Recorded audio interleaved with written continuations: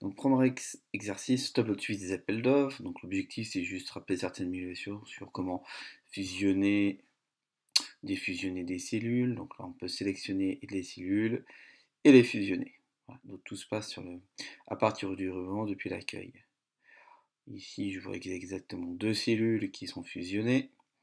Donc, on ne peut pas que séparer des colonnes. Donc, je peux les défusionner et je peux les refusionner. Pas très compliqué, c'est des petites choses, manipulations de base qu'il vous faut maîtriser. Oui. Donc ici, je nécessaire d'art de ligne. Donc ici, je vous rappelle que si je veux qu'on lit mon titre soit sur deux lignes, je clique sur envoyer à la ligne automatiquement. Je peux centrer les différents éléments. Voilà. Donc ici, je vous montre pas comment on réinsère des bordures. Donc on va juste montrer ici, il y avait une liste déroulante. Donc comment on fait une liste déroulante? Ici, vous voyez, pour gagner du temps, j'ai inséré les champs. Donc si vous ne savez pas le faire, vous sélectionnez les données que vous voulez. Donc moi, j'ai déjà fait, donc là, je vais le mettre à part. Vous allez dans données. Vous choisissez validation des données.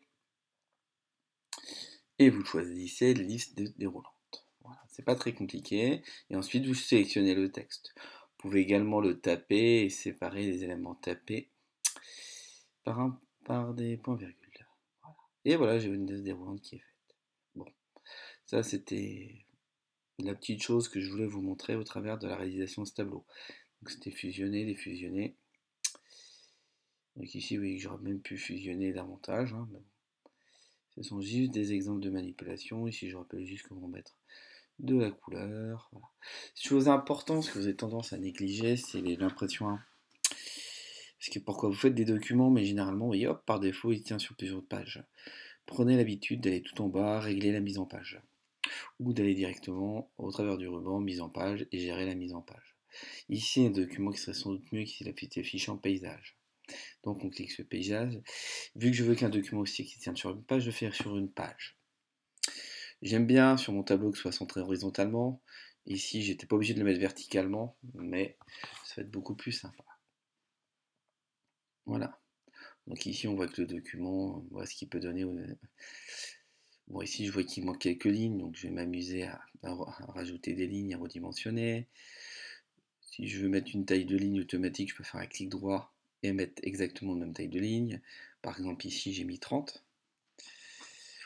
Voilà, 30, j'essaye à 30. Je peux faire un copier-coller des différents éléments. Ici, je le fais pour vous montrer un masque de recopie. J'aurais dû faire un copier-coller, comme ça j'aurais la meilleure taille, mais bon. Ici, ça nous permet de revoir comment on fait une taille de ligne. Je mets une taille de ligne et je mets 30. Voilà. Quelques manipulations. Là, je peux enregistrer, je peux imprimer. J'ai un tableau qui est presque finalisé. Bon, je rajouterai quelques éléments dans tête et de page, mais c'était pas l'objet. Ici, je vous montre juste comment on peut vite mettre en page un document. Voilà.